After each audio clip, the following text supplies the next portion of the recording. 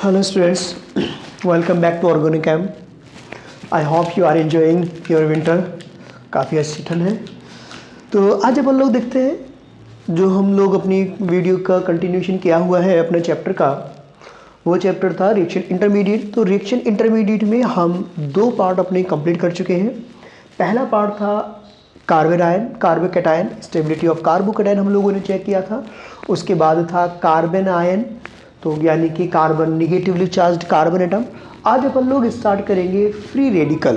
तो सबसे पहले हम यहाँ पर ये समझने की कोशिश करेंगे कि फ्री रेडिकल होते क्या है। अगर हमें ये पता होगा कि फ्री रेडिकल क्या होते हैं तो उनकी स्टेबिलिटी किस तरह से आती है हम आसानी से उसको समझ सकते हैं। तो अगर हम फ्री रेडिकल को समझने की बात करें, जैसे हम लोगों ने पढ़ा था कि कार्बोकैटायन कौन से हो जाएंगे, कार्बन के ऊपर पॉजिटिव चार्ज, कार्बन आयन कौन से हो जाएंगे, कार्बन के ऊपर निगेटिव चार्ज। अगर हम फ्री रेडिकल की बात करते हैं तो फ्री रेडिकल न्यूट्रल स्पीसीज होते हैं, यानी कि इनके ऊपर किसी भी तरह का चार्ज प्रेजेंट नहीं होता है।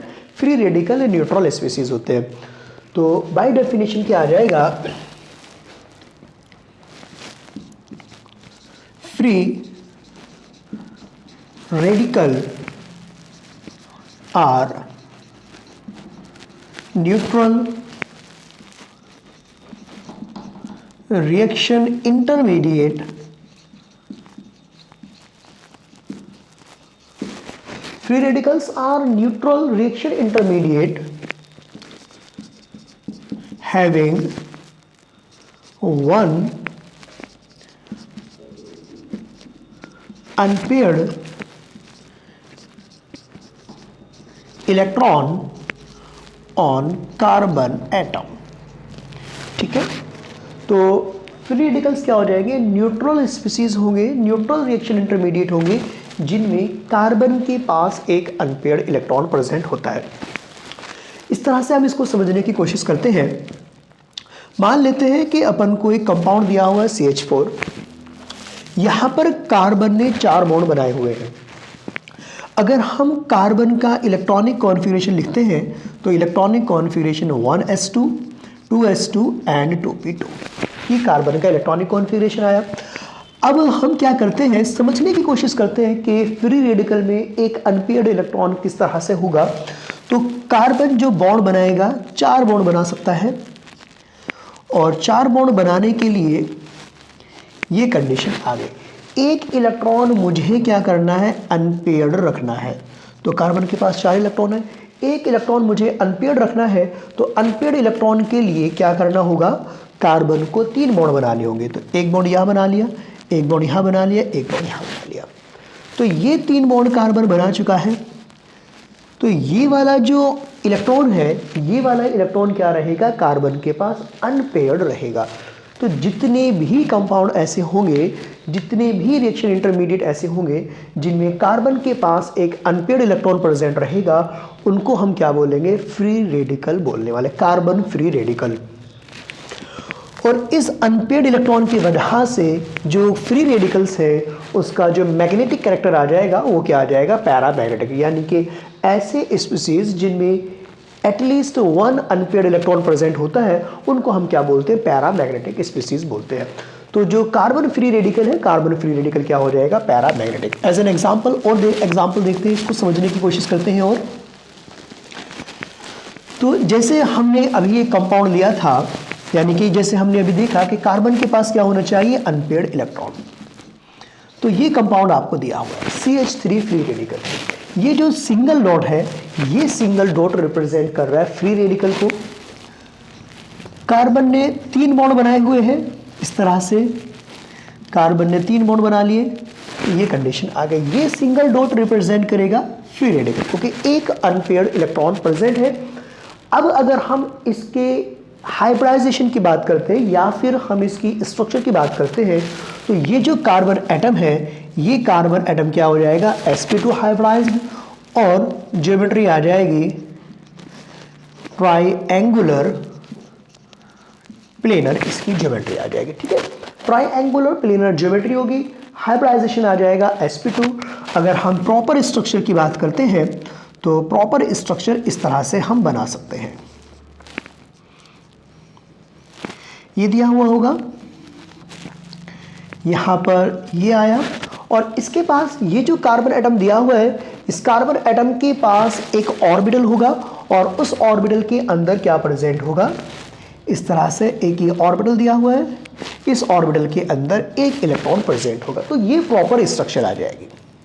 3 सिग्मा बॉन्ड दिए हुए, 1 2 3 सिग्मा बॉन्ड होने के कारण इसका हाइब्रिडाइजेशन क्या आ जाएगा, sp2 हाइब्रिडाइजेशन आ जाएगा, और ज्योमेट्री क्या आ जाएगी, ट्रायंगुलर प्लेनर, क्योंकि प्लेनर है, तीनों के तीनों बॉन्ड प्लेनर है। अब यहाँ पर हम एक चीज़ समझने की कोशिश करते हैं, अगर हमें ये पता लगाना है कि ये कंपाउंड स्टेबल कब होगा, कौन से ग्रुप लगाए कि ये कंपाउंड स्टेबल हो जाए, तो हम यहाँ पर अगर कंपाउंड कार्बन एटम को चेक करते हैं, इसके वैलेंस शेल को ऑब्जर्व करते हैं, तो इसके वैलेंस शेल में 2 4 6 और 1 7, टोटल वैलेंस शेल में 7 इलेक्ट्रॉन प्रेजेंट है। अब 7 इलेक्ट्रॉन प्रेजेंट है, तो ये क्या हुआ, इलेक्ट्रॉन डेफिशिएंट कंपाउंड हुआ। तो जितने भी इलेक्ट्रॉन डेफिशिएंट होते हैं, लाइक कार्बोकेटायन भी इलेक्ट्रॉन डेफिशिएंट है, तो जितने भी इलेक्ट्रॉन डेफिशिएंट रिएक्शन इंटरमीडिएट है, उनकी स्टेबिलिटी को अपन इंक्रीज कर सकते हैं इलेक्ट्रॉन रिलीजिंग ग्रुप ऐड करके। जितने भी इलेक्ट्रॉन रिलीजिंग ग्रुप होंगे वो क्या करेंगे, इसकी स्टेबिलिटी को इंक्रीज कर देंगे। तो एग्जांपल देखते हैं कि किस तरह से हम स्टेबिलिटी को बढ़ा सकते हैं, और कौन कौन से ग्रुप ऐसे हैं जो स्टेबिलिटी को इंक्रीज करेंगे। Like this one,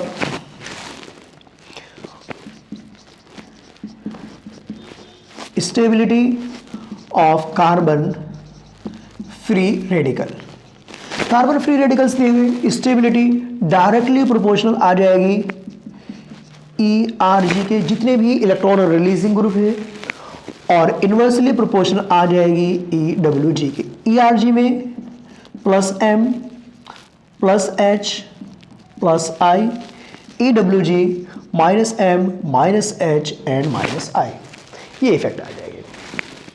okay, CH3 free radical, CH3 CH2 free radical, CH3 CH, this one, and 3 degree free radical. अगर हम यहां पर इन तीनों में स्टेबिलिटी को इन चारों में स्टेबिलिटी को कंपेयर करेंगे, कार्बन के ऊपर ये सिंगल इलेक्ट्रॉन है, तो यहां पर केवल हाइड्रोजन अटैच्ड है, जिसका कुछ भी इफेक्ट नहीं लग रहा होगा। ये जो दिया हुआ है 3 अल्फा हाइड्रोजन प्रेजेंट है, यहाँ पर 6 अल्फा हाइड्रोजन प्रेजेंट है, और यहाँ पर 9 अल्फा हाइड्रोजन प्रेजेंट है। मैंने आप लोगों को बताया था कि जब भी हम इफेक्ट चेक करेंगे, सबसे पहले हमें इफेक्ट चेक करना है रेजोनेंस के बाद चेक करना है हाइपर कॉन्जुगेशन के बाद जो हमें इफेक्ट चेक करना है वो चेक करना होता है इंडक्टिव इफेक्ट। सबसे लास्ट में हम इंडक्टिव इफेक्ट चेक करेंगे। तो यहाँ पर रेजोनेंस तो है नहीं, अल्फा हाइड्रोजन अपन चेक करेंगे तो सबसे ज़्यादा अल्फा हाइड्रोजन, सबसे ज़्यादा हाइपर कॉन्जुगेशन हो रहा होगा। अगर हम यहाँ पर इसकी हाइपर कॉन्जुगेटिव स्ट्रक्चर बनाएंगे तो हाइपर कॉन्जुगेटिव स्ट्रक्चर इस तरह से बन जाएगी। ये कार्बन एटम दिया हुआ है और यहाँ पर 3 इलेक्ट्रॉन होंगे जो कि सिग्मा बॉन्ड है। हाइपर कॉन्जुगेशन के अंदर होता क्या है, हाइपर कॉन्जुगेशन के अंदर सिग्मा बॉन्डेड इलेक्ट्रॉन का डिलोकलाइजेशन होता है। जैसे हमने रेजोनेंस में पाई बॉन्डेड इलेक्ट्रॉन को शिफ्ट कराया था, यहाँ पर सिग्मा बॉन्डेड इलेक्ट्रॉन का नियर बाई वैकेंट ऑर्बिटल हो सकता है या फिर हाफ फिल्ड ऑर्बिटल हो सकता है, उसके अंदर शिफ्टिंग होती है डिलोकलाइजेशन। तो ये ग्रुप दिया हुआ है, ये सिग्मा इलेक्ट्रॉन इधर शिफ्ट हो जाएंगे और क्या बन जाएगा, यहाँ पर ये कंडीशन आ जाएगी और ये हाइड्रोजन एटम। तो इस तरह से ये क्या कर रहा है, अपने इलेक्ट्रॉन को रिलीज कर रहा है। तो जितने भी इस तरह के इलेक्ट्रॉन रिलीजिंग ग्रुप होंगे वो क्या कर देंगे, स्टेबिलिटी को फ्री रेडिकल की इंक्रीज करेंगे। तो यहाँ पर 9 अल्फा हाइड्रोजन, यहाँ पर 6 अल्फा हाइड्रोजन, यहाँ पर 3 अल्फा हाइड्रोजन, यहाँ पर एक भी अल्फा हाइड्रोजन नहीं है। तो जितनी ज़्यादा अल्फा हाइड्रोजन स्टेबिलिटी उतनी ज़्यादा।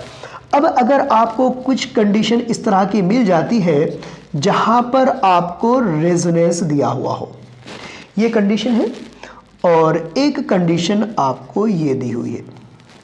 फर्स्ट कंपाउंड के अंदर रेजोनेंस है, यहाँ पर free radical single double resonance हो रहा है, यहाँ पर केवल अल्फा हाइड्रोजन प्रेजेंट है। तो इसमें अगर हम रेजोनेंस कराएंगे, आपको याद होगा मैंने आपको बताया था 1 2 का 3 करना होता है, यानी कि 1 का चार्ज थर्ड एटम पर पहुंच जाएगा और 1 2 के बीच पाई बॉन्ड। हाइपोथेटिकल नंबरिंग करेंगे 1 2 3, 1 का चार्ज थर्ड पर 1 2 के बीच पाई बॉन्ड।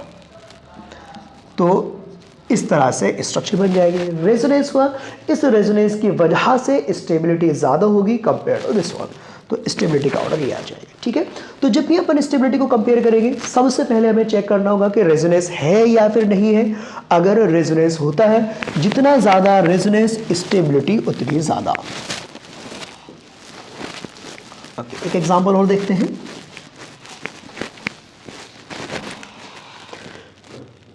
नीट के एग्ज़ाम की डेट आ चुकी है, आपको पता ही होगा। तो अपन लोग ज़्यादा से ज़्यादा बेटर इसको करने की कोशिश करेंगे, जितना बेटर हो पाएगा उतना अच्छे से करेंगे। PYQ जितने भी हैं सारे के सारे PYQ अपन यहाँ पर स्टडी करने वाले हैं, और जैसे ही अपन ये लोग कंप्लीट कर लेंगे मैं GOC का 1 शॉर्ट वीडियो लेक्चर डालने वाला हूँ, जिसके अंदर हम लोग 1.5 आवर के अंदर पूरा का पूरा GOC कवर अप करने वाले हैं, जिसके अंदर इंडक्टिव इफेक्ट होगा, +I होगा, hyper conjugation, resonance, acid base, reaction intermediate, सब कुछ उसके अंदर बहुत शॉर्ट में वीडियो अपन पर देखने वाले हैं। ठीक है, तो अभी क्या करते हैं, अभी अपन फ्री रेडिकल की कुछ और एग्जाम्पल्स देखते हैं। जैसे एक एग्जाम्पल ये दिया हुआ है, देखो जितना हम लोग यहाँ पर कर रहे हैं मोर देन सफिशिएंट है। आप लोग बस कंटिन्यूटी के साथ करते रहो, जितना ज़्यादा कंटिन्यूटी के साथ आप लोग करोगे आपको बेनिफिट मिलने वाला है। अपन लोग करते क्या है, अपन लोग बस ये करते हैं 2 दिन पढ़ लिया, 2 दिन बहुत ज़्यादा पढ़ लिया, फिर 1 दिन का गैप मान लिया, फिर पढ़ लिया, उससे कंटिन्यूटी ब्रेक होगी। कंटिन्यूटी ब्रेक होने पर आप लोगों को प्रॉब्लम आएगी। तो अपन को करना क्या है, भले ही आप टाइम फिक्स कर लो 1 आवर, तो 1 आवर आपको फिर डेली एक पर्टिकुलर सब्जेक्ट पढ़ना है। तो कंटिन्यूटी बहुत ही ज़्यादा इंपॉर्टेंट है। तो ये दिया हुआ है 3 डिग्री फ्री रेडिकल। अब यहाँ पर देखो क्या हो रहा है, ये फ्री रेडिकल इधर भी रेजोनेंस में जा रहा है, इधर भी रेजोनेंस में जा रहा है, इधर भी रेजोनेंस में जा रहा है। तो यहाँ पर बहुत ज़्यादा रेजोनेंस हो रहा है। अपन इसको चेक करते हैं। यहाँ पर अपन ने क्या किया, एक फेनिल ग्रुप को कम कर दिया, तो नंबर ऑफ रेजोनेटिंग स्ट्रक्चर जो बनकर के आएंगे फर्स्ट वन से कम हो जाएंगी। अगर अपन सेकंड देखते हैं तो यहाँ पर रेजोनेंस और भी कम हो गया, तो स्टेबिलिटी क्या हो जाएगी, और भी कम आ जाएगी। और एग्जाम्पल देखते हैं। आपको ये कंपाउंड दिया हुआ है, एक ये कंपाउंड दिया हुआ है, एंड एक आपको सिंपल ये कंपाउंड है। ठीक है, अब अपन को यहाँ पर स्टेबिलिटी को कंपेयर करना है। तो सबसे पहले अपन क्या करेंगे, सबसे पहले अपन को चेक करना है रेजोनेंस, कहाँ पर रेजोनेंस हो रहा है, कहाँ पर रेजोनेंस नहीं हो रहा है। तो इसके अंदर रेजोनेंस है, और रेजोनेंस सेकंड के अंदर भी है। फर्स्ट में ज़्यादा रेजोनेंस है, सेकंड में कम रेजोनेंस है, तो ये ज़्यादा स्टेबल हो। जितना ज़्यादा रेजोनेंस स्टेबिलिटी उतनी ज़्यादा। सबसे पहले फर्स्ट आ गया, फर्स्ट के बाद सेकंड आ गया। अब अपन इन दोनों को कंपेयर करते हैं। यहाँ पर जो आपको फ्री रेडिकल दिया हुआ है वो sp हाइब्रिडाइज्ड कार्बन एटम को दिया हुआ है। sp हाइब्रिडाइज्ड कार्बन एटम की इलेक्ट्रोनेगेटिविटी ज़्यादा होगी, तो ज़्यादा इलेक्ट्रॉन निगेटिव एटम अगर इलेक्ट्रॉन डेफिशिएंट है तो वो स्टेबल नहीं होता है। तो इसलिए ये कम स्टेबल हो जाएगा किसके कंपैरिजन में, फोर्थ के कंपैरिजन में। तो स्टेबिलिटी ऑर्डर ये आ जाएगा। अगर हमें कोई इलेक्ट्रॉन विड्रॉइंग ग्रुप दिया हुआ होगा तो उस इलेक्ट्रॉन विड्रॉइंग ग्रुप की वजह से स्टेबिलिटी हमेशा डिक्रीज हो जाएगी। ये बात आपको ध्यान रखनी है। अभी आपको ये कंपाउंड दिए हुए, तो यहाँ पर फ्लोरीन लगा हुआ है। फ्लोरीन का माइनस का आई इफेक्ट होता है और स्ट्रॉन्ग माइनस का आई इफेक्ट होता है। यहाँ पर हाइपर कॉन्जुगेशन हो रहा होगा और इंडक्टिव इफेक्ट भी लग रहा होगा। यहाँ पर केवल रेजोनेंस भी हो रहा है, हाइपर कॉन्जुगेशन भी। तो सबसे ज़्यादा स्टेबल थर्ड के बाद सेकंड के बाद फर्स्ट। ओके, नेक्स्ट कंडीशन आपको इस तरह से मिल सकती है। ये कंपाउंड दिया हुआ है,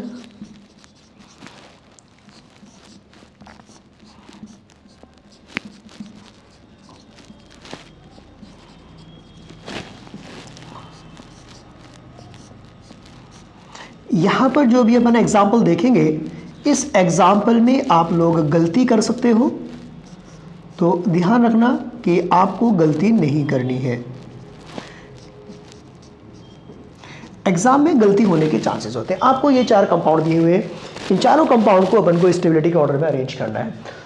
तो सबसे पहले अपन यहाँ पर देखेंगे कि जो ग्रुप लगे हुए हैं उनके कौन कौन से इफेक्ट वर्क कर रहे हैं। अगर हम यहाँ पर देखते हैं ऑक्सीजन के ऊपर लोन पेयर है तो इसका इफेक्ट लग रहा होगा प्लस का F। यहाँ पर CH3 है, यहाँ पर टर्शियरी ब्यूटिल है, यहाँ पर एथिल ग्रुप है। तो हम लोग सबसे पहले अगेन क्या चेक करने वाले हैं, सबसे पहले रेजोनेंस प्लस एम इफेक्ट, उसके बाद अपन चेक करते हैं हाइपर कॉन्जुगेशन, सबसे लास्ट में चेक करते हैं अपन इंडक्टिव इफेक्ट। तो यहाँ पर कितने अल्फा हाइड्रोजन है, यहाँ पर अपने पास 3 अल्फा हाइड्रोजन है क्योंकि ये रेजोनेंस में जाएगा, जाकर के इसको स्टेबलाइज करेगा। यहाँ पर एक भी अल्फा हाइड्रोजन नहीं है। अल्फा हाइड्रोजन का मतलब जो भी डबल बॉन्ड से नेक्स्ट कनेक्टेड एटम है, ये वाला, ये वाले 3 एटम नहीं, ये वाला एटम। तो और यहाँ पर केवल 2 अल्फा हाइड्रोजन। तो सबसे ज़्यादा स्टेबल कौन सा हो जाएगा, फर्स्ट वन। फर्स्ट के बाद कौन सा आएगा, सेकंड, सेकंड के बाद फोर्थ के बाद थर्ड। तो स्टेबिलिटी का ऑर्डर ये आ जाएगा क्योंकि इसके अंदर एक भी अल्फा हाइड्रोजन नहीं। हो सकता है कि आप लोग यहाँ पर ये सोच लो कि इंडक्टिव इफेक्ट सबसे ज़्यादा लग रहा है, बिल्कुल नो डाउट इंडक्टिव इफेक्ट सबसे ज़्यादा लग रहा है, लेकिन इंडक्टिव इफेक्ट तो आपको स्टार्टिंग में चेक करना ही नहीं। अपन को स्टार्टिंग में चेक क्या करना है, अपन को स्टार्टिंग में चेक करना है रेजोनेंस, उसके बाद हाइपर कॉन्जुगेशन, लास्ट में अपन को इंडक्टिव इफेक्ट चेक करना होता है। ठीक है, तो ये फ्री रेडिकल की स्टेबिलिटी का ऑर्डर था। अभी अपन क्या करते हैं, एक बार free radical, carbocation, carbon ion, इन तीनों को साइमल्टेनियसली कंपेयर कर लेते हैं क्योंकि कभी कभी ऑब्जेक्टिव क्वेश्चन फ्रेम कर लिया जाता है, बहुत आसान सा क्वेश्चन होता है तो उसमें हमें प्रॉब्लम हो जाती है। तो एक क्वेश्चन यानी कि तीनों के रिलेटिव कंपेयर कर लेते हैं कि किस तरह से इनको कंपेयर किया जा सकता है।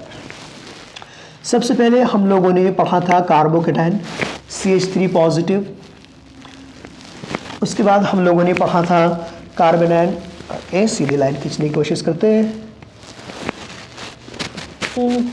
लगभग ठीक है।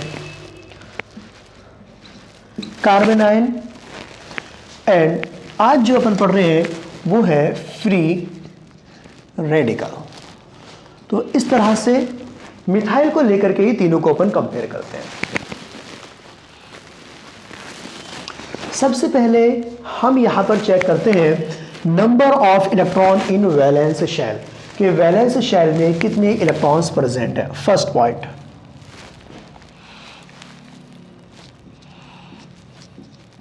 Number of electron in valence shell, कि वैलेंस शेल में कितने इलेक्ट्रॉन्स प्रेजेंट हैं, ये इनकी प्रॉपर्टीज लेकर के चल रहे हैं अपन।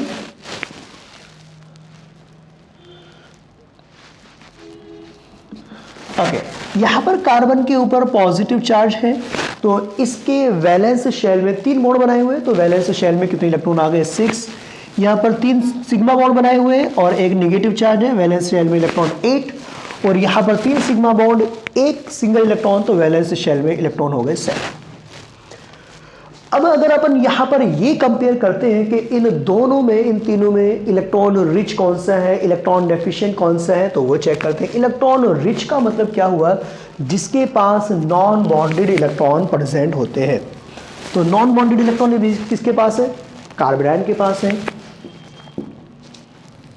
इलेक्ट्रॉन रिच, इलेक्ट्रॉन रिच कौन सा हो जाएगा, ये डेफिशिएंट है क्योंकि ऑक्टेट कंप्लीट नहीं है। ठीक है, 8 से कम इलेक्ट्रॉन है, यहां पर 8 इलेक्ट्रॉन तो है लेकिन एक नॉन बॉन्डेड इलेक्ट्रॉन प्रेजेंट है। अगर सारे के सारे सिग्मा बॉन्ड होते तो उसको बोलते हैं हम इलेक्ट्रॉन प्रिसाइज, यानी कि कोई भी non bonded electron pair present नहीं है, लेकिन यहां पर नॉन बॉन्डेड इलेक्ट्रॉन पेयर है तो ये क्या हो जाएगा, इलेक्ट्रॉन रिच हो जाएगा। ये यहां पर 8 से कम इलेक्ट्रॉन है, electron deficient, electron deficient. Okay, next property देखते हैं, मैग्नेटिक बिहेवियर।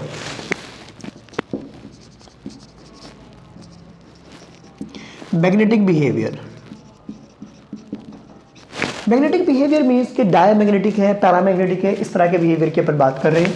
तो जो कार्बोकैटायन है, एक भी अनपेयर्ड इलेक्ट्रॉन प्रेजेंट नहीं है, तो ये हो जाएगा आपका डायामैग्नेटिक। जिसके पास अनपेयर्ड इलेक्ट्रॉन प्रेजेंट होता है उसको बोलते हैं अपन पैरामैग्नेटिक। यहाँ पर इसके पास एक भी अनपेयर्ड इलेक्ट्रॉन प्रेजेंट नहीं है, इसके पास भी अनपेयर्ड इलेक्ट्रॉन प्रेजेंट नहीं है, और ये इसके पास एक अनपेयर्ड इलेक्ट्रॉन प्रेजेंट है, तो ये हो जाएगा आपका पैरामैग्नेटिक। जिसके पास अनपेयर्ड इलेक्ट्रॉन प्रेजेंट होगा वो हो जाएगा पैरामैग्नेटिक। हाइब्रिडाइजेशन की बात करते हैं, नेक्स्ट वन।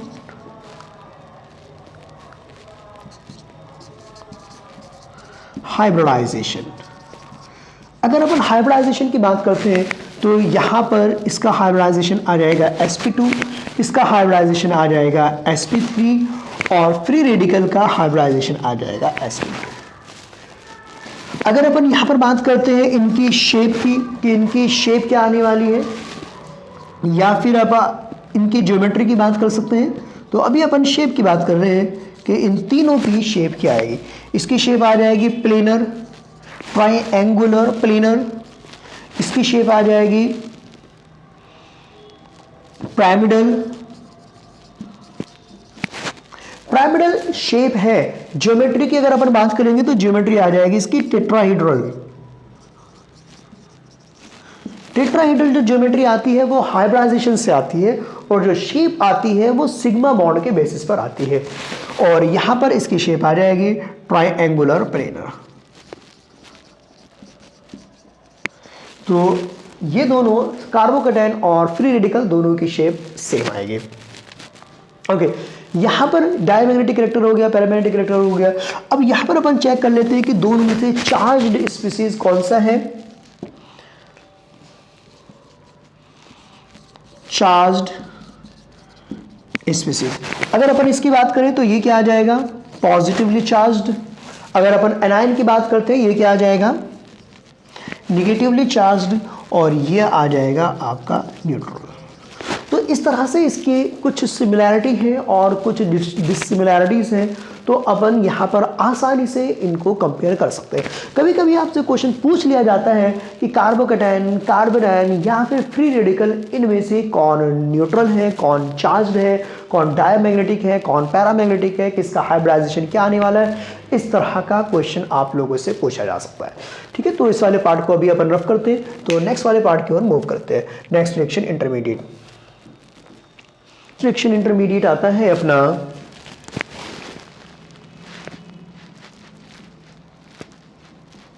कार्बीन। तो हम लोग क्या क्या पढ़ चुके हैं, हम लोग पढ़ चुके हैं carbocation, carbon ion, free radical. Next देखते हैं carbene.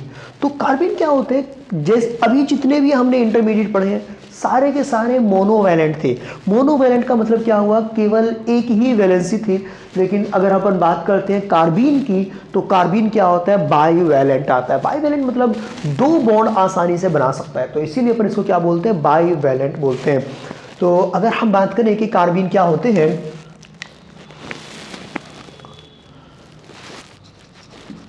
Carbene are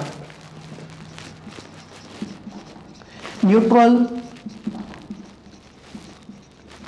bivalent reaction intermediate having 6 electron in valence shell. तो जो कार्बन है, कार्बन क्या हो जाएंगे, बाईवैलेंट हो गए, यानी कि दो बॉन्ड बना सकते हैं। Bivalent neutral species, bivalent neutral species, और क्या हो जाएंगे, वैलेंस शेल के अंदर टोटल कितने इलेक्ट्रॉन्स होंगे, 6 इलेक्ट्रॉन होंगे। इस तरह की कंडीशन है। ये आपको दिया हुआ है कार्बन, ये दो बॉन्ड बना दिए।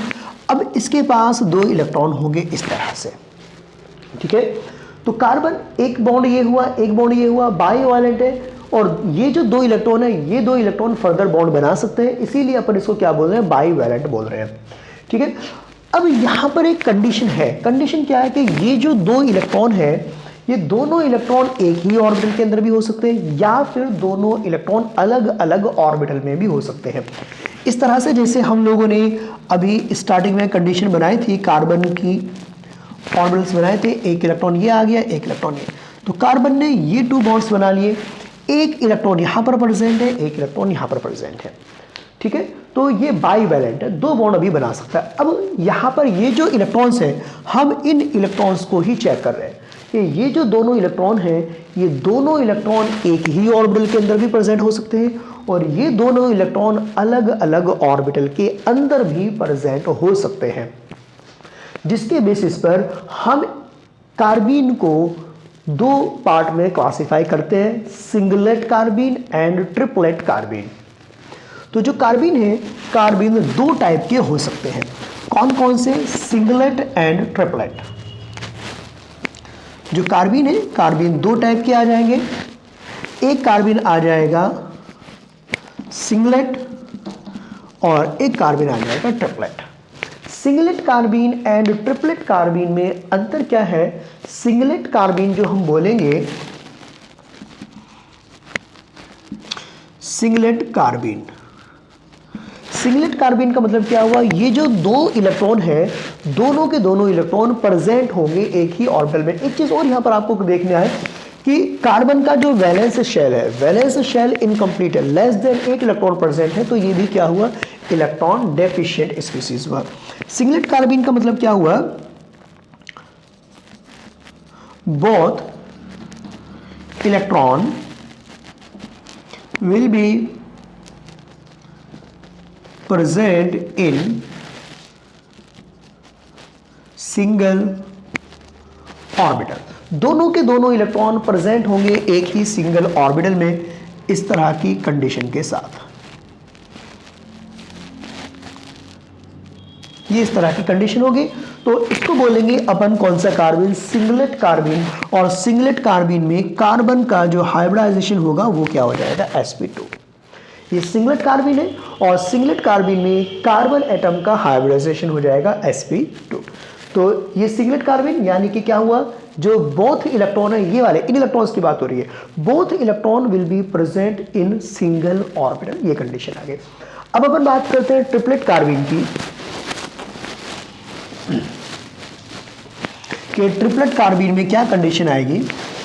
तो सिंगलेट में अगर दोनों इलेक्ट्रॉन एक ही ऑर्बिटल में प्रेजेंट होते हैं, तो ट्रिपलेट में क्या हो जाएंगे? दोनों के दोनों इलेक्ट्रॉन डिफरेंट ऑर्बिटल में प्रेजेंट होंगे।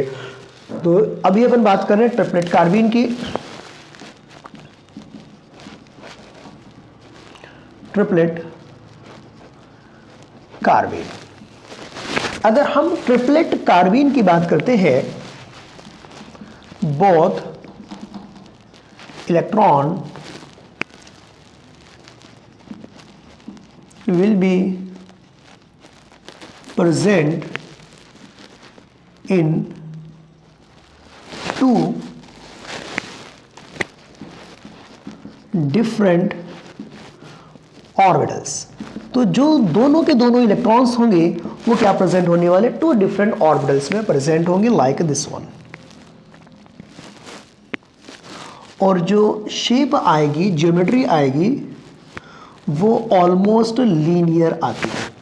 इस तरह से ये हो जाएगा सिंगलेट का, सॉरी ये हो जाएगा ट्रिपलेट कार्बीन।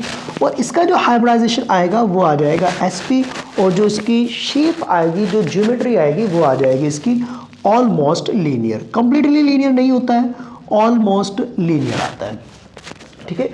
यानी कि अगर दोनों के दोनों इलेक्ट्रॉन एक ही ऑर्बिटल के अंदर प्रेजेंट है, उसको बोलेंगे सिंगलेट। अलग अलग ऑर्बिटल के अंदर प्रेजेंट है, तो उसको बोलेंगे अपन ट्रिपलेट। अब एक क्वेश्चन यहां पर ये फ्रेम हो सकता है कि सिंगलेट एंड ट्रिपलेट कार्बीन में ज्यादा स्टेबल कार्बीन कौन सा है? तो यहां पर जो ट्रिपलेट कार्बीन है वो ज्यादा स्टेबल होता है। Triplet carbene is more stable than singlet carbon.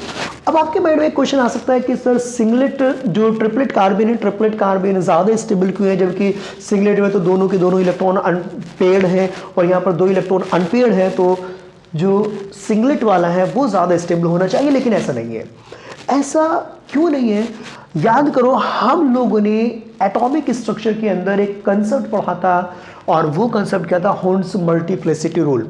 Horns multiplicity rule के अकॉर्डिंग वो कॉन्फ़िगरेशन ज़्यादा स्टेबल होता है जिसमें सभी ऑर्बिटल्स के अंदर एक एक इलेक्ट्रॉन फिल हो जाता है।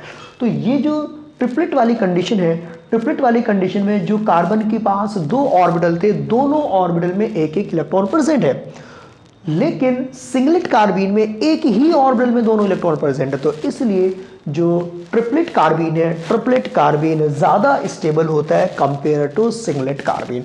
और अगर हम बात करें कि ये जो कार्बीन है, कार्बीन किस तरह से सिंथेसाइज होते हैं, किस तरह से फॉर्म होते हैं, इतनी ज़्यादा डिटेल अपने सिलेबस में नहीं है।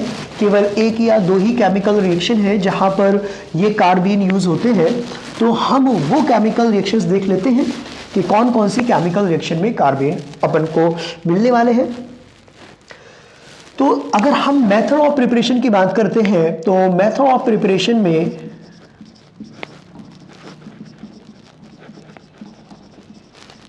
प्रिपरेशन ऑफ कार्बन, तो ज्यादा डिटेल नहीं देखेंगे। जो केमिकल रिएक्शन अपने सिलेबस में पहले अपन उनके ऊपर फोकस करेंगे। तो अगर हम यहां पर डिकम्पोजिशन कराते हैं किसका? डाईएज़ोमीथेन का, थर्मल डिकम्पोजिशन ऑफ डाईएज़ोमीथेन। जो डाईएज़ोमीथेन है, डाईएज़ोमीथेन का थर्मल डिकम्पोजिशन, ये हो जाएगा आपका डाईएज़ोमीथेन। तो जब हम डाईएज़ोमीथेन का थर्मल डिकम्पोजिशन कराएंगे तो क्या फॉर्म हो जाएगा? आपका कार्बीन फॉर्म होता है। इस तरह से ये कार्बीन बन जाएगा। और यहाँ पर ये जो कार्बीन बन करके आएगा, ये कार्बीन कौन सा होगा? ये आपका सिंगलेट कार्बीन होता है। ओके, ये फॉर्म हुआ। इसी तरह से हम यहाँ पर दूसरा कीटीन का थर्मल डिकम्पोजिशन,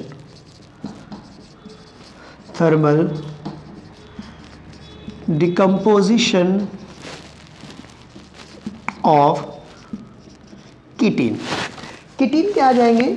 इस तरह के जो कंपाउंड है इसको अपन बोलते हैं कीटीन। ये कीटीन है, इसका अगर हम थर्मल डिकम्पोजिशन कराते हैं तो भी क्या बन जाएगा? कार्बीन बन करके आएगा। इस तरह से कार्बन मोनोऑक्साइड। ठीक है, नेक्स्ट पार्ट देखते हैं अपन। नेक्स्ट पार्ट आ जाएगा फ्रॉम क्लोरोफॉर्म,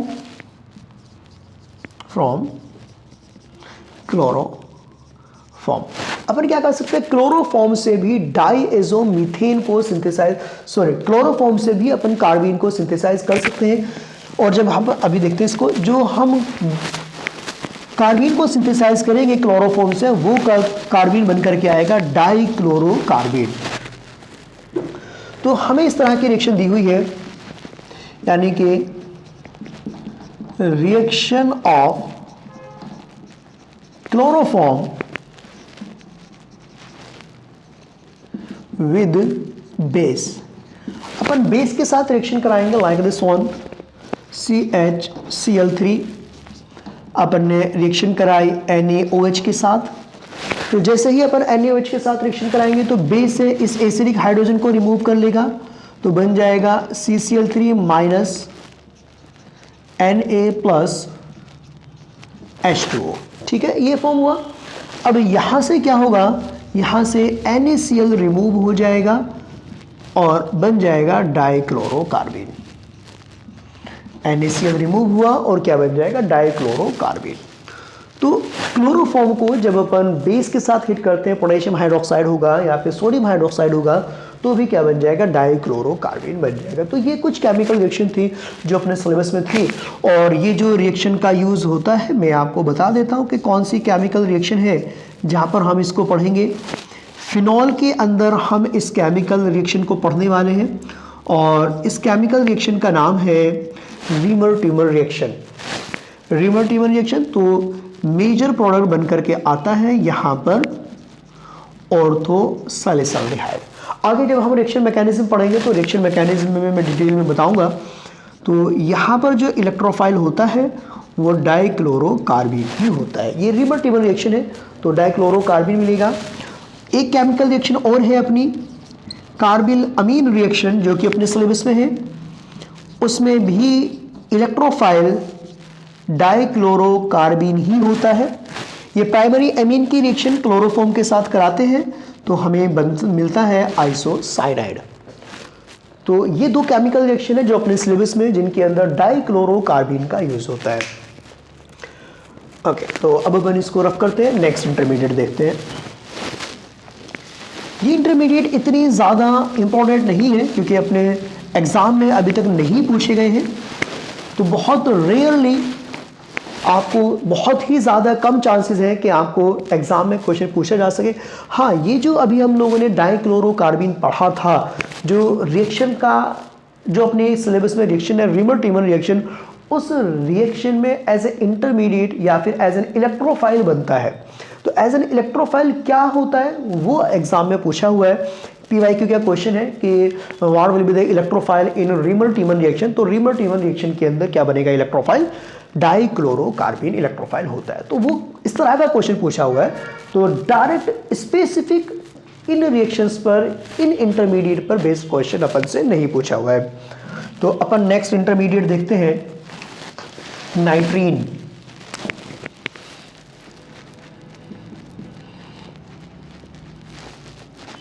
नेक्स्ट इंटरमीडिएट आता है nitrene. Nitrene is same like carbene. सारी की सारी प्रॉपर्टीज नाइट्रीन की सेम होती हैं जो प्रॉपर्टीज कार्बिन की होती है। तो अपन बोल सकते हैं it is a neutral bivalent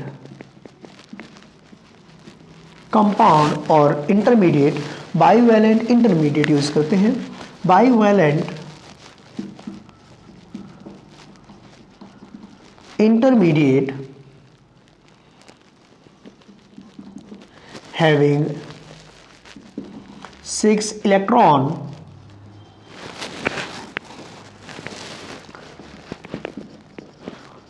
in valence shell। ठीक है, it is a neutral bivalent intermediate. Neutral ही होगा जिस तरह से कार्बिन था। Neutral bivalent intermediate having 6 electron in valence shell. तो वैलेंस शेल के अंदर 6 इलेक्ट्रॉन प्रेजेंट होते हैं, जिस तरह से अभी अपन लोगों ने कार्बिन के अंदर देखे थे, लाइक दिस वन। ये दिया हुआ है और ये आपका नाइट्रीन है। तो ये क्या हो जाएगा, ये हो जाएगा नाइट्रीन। नाइट्रोजन केवल एक, जैसे वहाँ पर कार्बन टेट्रावैलेंट था, कार्बन ने 4 बॉन्ड बनाए हुए थे। नॉर्मल कार्बन 4 बॉन्ड बनाता है, 2 बॉन्ड बनाए हुए थे और 2 बॉन्ड की डिफिशियंसी थी। जो नाइट्रोजन है, नाइट्रोजन नॉर्मली 3 बॉन्ड बनाता है, 1 बॉन्ड बनाया हुआ है, 2 बॉन्ड की डिफिशियंसी है। तो इसीलिए अपन इसको क्या बोल रहे हैं, बाइवैलेंट बोल रहे हैं। तो ये आ जाएगा। अब यहाँ पर अगर अपन को नाइट्रीन बनाना है तो नाइट्रीन किस तरह से कर देंगे, thermal decomposition of azide. Decomposition of azide compound. तो जितने भी एजाइड कंपाउंड्स होते हैं उनका अगर हम थर्मल डिकम्पोजिशन करा दें, एजाइड कंपाउंड लाइक RN3, ये हो जाएंगे एजाइड कंपाउंड। अगर अपन इसकी स्ट्रक्चर बनाते हैं तो इस तरह की स्ट्रक्चर आ जाएगी, ये इसकी स्ट्रक्चर आएगी। तो यहाँ पर जब अपन इसका थर्मल डिकम्पोजिशन कराएंगे तो थर्मल डिकम्पोजिशन में ये स्ट्रक्चर बनेगी। यहाँ पर इस तरह से आपको यहाँ पर कंपाउंड मिल जाएगा नाइट्रीन। तो ये कंडीशन आ जाएगी। ओके, तो अब अपन देखते हैं यहाँ पर ये बाइवैलेंट करना है। जो नाइट्रीन है वो बाइवैलेंट होता है, तो इस तरह से ये क्या बन जाएगा, आपका एसाइड बन जाएगा। अब अपन क्या देखते हैं, यहाँ पर नाइट्रीन में इतने से ज़्यादा की ज़रूरत नहीं है और अपन को नाइट्रीन मिलता भी नहीं है, एग्जाम में अभी तक नहीं पूछा गया। ठीक है, कार्बिन नाइट्रीन एग्जाम में नहीं पूछे गया है। तो लास्ट इंटरमीडिएट की बात करते हैं और लास्ट इंटरमीडिएट आता है बेंजाइन।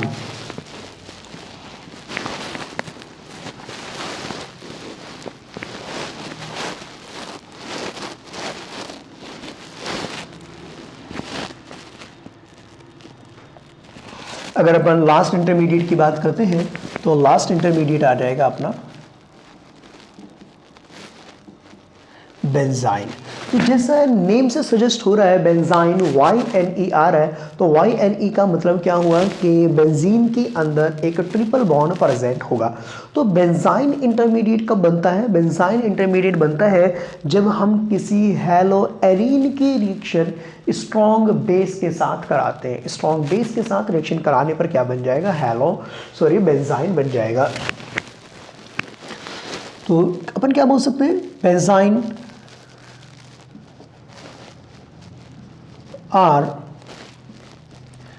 रिएक्शन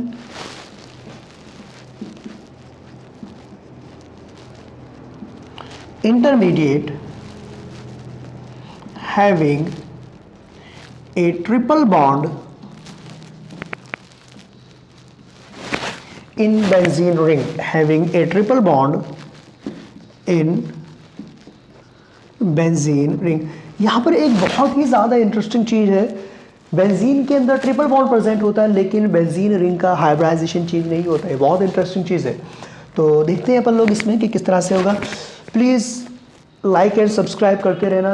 अगर आप लोग वीडियो पर आते हो, मैंने देखा है कि काफ़ी लोग वीडियो पर आते हैं, लेक्चर देखते हैं लेकिन सब्सक्राइब नहीं करते।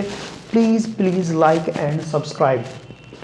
ओके, तो बेंजाइन इंटरमीडिएट किस तरह से बनेंगे पहले वो देखते हैं। यहाँ पर बेंजाइन इंटरमीडिएट बनाने के लिए हमें क्या करना होगा? हेलोएरीन लेना है। ये आपको हेलोएरीन दिया हुआ है, यानी कि क्लोरोबेंजीन। हेलोएरीन किनको बोलते हैं? जिनमें बेंजीन से हेलोजन अटैच्ड होता है, हेलोएरीन। और उसके बाद दूसरी कंडीशन क्या है कि नेक्स्ट कार्बन पर, ये तो अल्फा कार्बन हुआ जिसके ऊपर हेलोजन अटैच्ड है, जो नेक्स्ट कार्बन है बीटा कार्बन, इस बीटा कार्बन पर आइदर साइड, लेफ्ट या राइट, किसी भी साइड हाइड्रोजन एटम प्रेजेंट होना चाहिए। तो हेलोएरीन की रिएक्शन कराएंगे हम स्ट्रॉन्ग बेस के साथ, लाइक NaNH2, नाइट्रोजन पर नेगेटिव चार्ज, सोडियम पर पॉजिटिव चार्ज। तो ये बेस क्या करेगा? ये बेस आकर के बीटा कार्बन से प्रोटॉन को रिमूव कर लेगा। ये दिया हुआ है, यहां से इसने प्रोटॉन को रिमूव किया। जब ये प्रोटॉन को रिमूव करेगा तो कंडीशन क्या आ जाएगी? इस तरह की कंडीशन आएगी। यहां पर Cl था, इस कार्बन पर नेगेटिव चार्ज। हेलोजन क्या होते हैं? हेलोजन बेटा लीविंग ग्रुप होते हैं। तो ये इधर शिफ्ट हो जाएगा और यहां से ये लीव कर जाएगा, तो बन जाएगा बेंजाइन। तो इस तरह से इंटरमीडिएट बेंजाइन बन करके आता है, जिसके अंदर बेंजीन में देखने में लगता है कि बेंजीन में एक पाई बॉन्ड यानी कि ट्रिपल बॉन्ड प्रेजेंट है। अब जो बेंजाइन इंटरमीडिएट है, बेंजाइन इंटरमीडिएट हाईली रिएक्टिव होता है, ठीक है, क्योंकि एक तो बेंजीन के अंदर अगर अपन मान के चलें कि ट्रिपल बॉन्ड दिया हुआ है तो एंगुलर स्ट्रेन बहुत ज़्यादा आ जाएगा, क्योंकि ट्रिपल बॉन्ड वाला क्या होता है? लीनियर होता है। तो जो बेंजाइन है, बेंजाइन की स्ट्रक्चर को अगर मैं एक्सप्लेन करने की कोशिश करूं तो इस तरह से मैं इसको एक्सप्लेन कर सकता हूं। जैसे ये दिया हुआ है, ये जो यहाँ पर पाई बॉन्ड बना, जो एक्स्ट्रा पाई बॉन्ड बन करके आया, ये एक्स्ट्रा पाई बॉन्ड कुछ इस तरह से होता है। यहां पर इसको बनाने की कोशिश करते हैं। इस तरह से होता है और ये जो लिंकेज होता है वो इस तरह से यहां पर लिंकेज आ जाता है, ठीक है।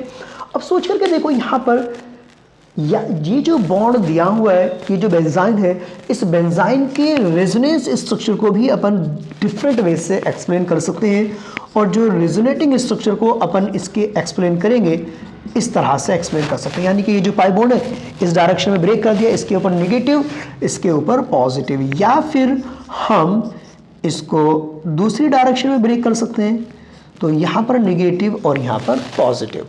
तो इस तरह से भी इसकी रिएक्शन को अपन स्ट्रक्चर को रिप्रेजेंट कर सकते हैं। अब यहाँ पर जो सबसे इंटरेस्टिंग क्वेश्चन है, सबसे इंटरेस्टिंग क्वेश्चन ये पूछा जाता है, hybridisation of carbon atom in benzyne. तो जो बेंजाइन है, देखने में भले ही आपको ट्रिपल बॉन्ड लग रहा हो, लेकिन जब अपन रेजोनेंस स्ट्रक्चर चेक करते हैं तो रेजोनेंस स्ट्रक्चर के बेसिस पर जो हाइब्रिडाइजेशन आता है वो क्या आता है? sp2 ही आता है, sp2 of each carbon atom. यहां पर आप देख लो, क्योंकि ये जो पाई बॉन्ड है, इस पाई बॉन्ड को जब अपन ब्रेक करते हैं तो इसके ऊपर पॉजिटिव, इसके ऊपर नेगेटिव, एक में ये आ रहा है, दूसरी स्ट्रक्चर में नेगेटिव पॉजिटिव। तो यहाँ पर ये जो ऑर्बिटल है ये अपनी ओरिजिनल sp2 हाइब्रिड की फॉर्म में ही रहते हैं, जिसकी वजह से ये कंडीशन आपकी आती है। तो बेंजाइन के अंदर ईच कार्बन एटम का जो हाइब्रिडाइजेशन आता है वो क्या आता है, sp2 ही आता है। अब यहाँ पर एक क्वेश्चन और पूछा जा सकता है, वो क्वेश्चन देख लेते हैं कि और किस तरह से क्वेश्चन पूछा जा सकता है बेंजाइन से रिलेटेड।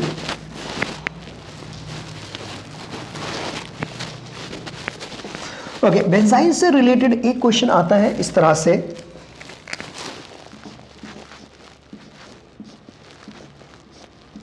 ये दिया हुआ है और यहां पर ये क्लोरीन है, इसकी रिएक्शन कराई जाएगी किसके साथ, NaNH2 लिक्विड अमोनिया के साथ, और कंडीशन क्या दे दी जाएगी, एक कार्बन को स्टार मार्क कर दिया जाएगा इस तरह से, और आपसे प्रोडक्ट पूछेगा कि प्रोडक्ट क्या बनता है।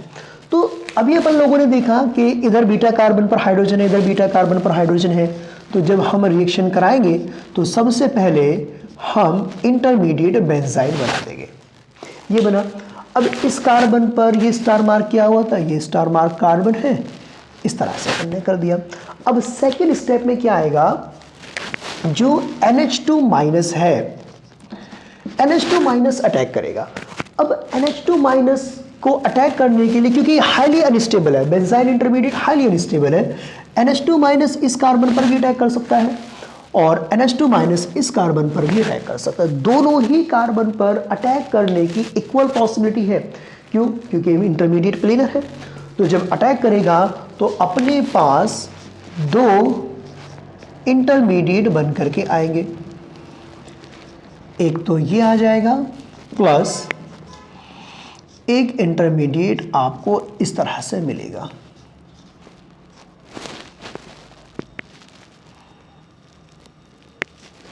तो अब यहाँ पर जो स्टार मार्क कार्बन है, एक तो ये वाला है और एक यहाँ पर ये है, तो 50% बनने की चांसेस इसके होंगे और 50% के ही इसके होंगे, दोनों इक्वल अमाउंट में बनेंगे, क्योंकि इंटरमीडिएट प्लेनर है। यहाँ पर भी जितनी पॉसिबिलिटी यहाँ पर अटैक होने की उतनी पॉसिबिलिटी यहाँ पर अटैक होने की, तो इस तरह से प्रोडक्ट फॉर्म हो जाएगा। तो अपन लोग यहाँ पर रिएक्शन इंटरमीडिएट सारे के सारे कंप्लीट कर चुके हैं। नेक्स्ट वीडियो लेक्चर जो आएगा अपना, नेक्स्ट वीडियो लेक्चर में हम एसिड बेस स्टार्ट करेंगे। तो आज की वीडियो लेक्चर को अपन यहीं पर एंड करते हैं। प्लीज़ लाइक एंड सब्सक्राइब, जितना ज़्यादा आप लाइक एंड सब्सक्राइब करोगे उतना ही ज़्यादा मोटिवेशन के साथ मैं वीडियो लेक्चर बनाऊंगा। तो आज के लिए इतना ही। Thank you and best of luck.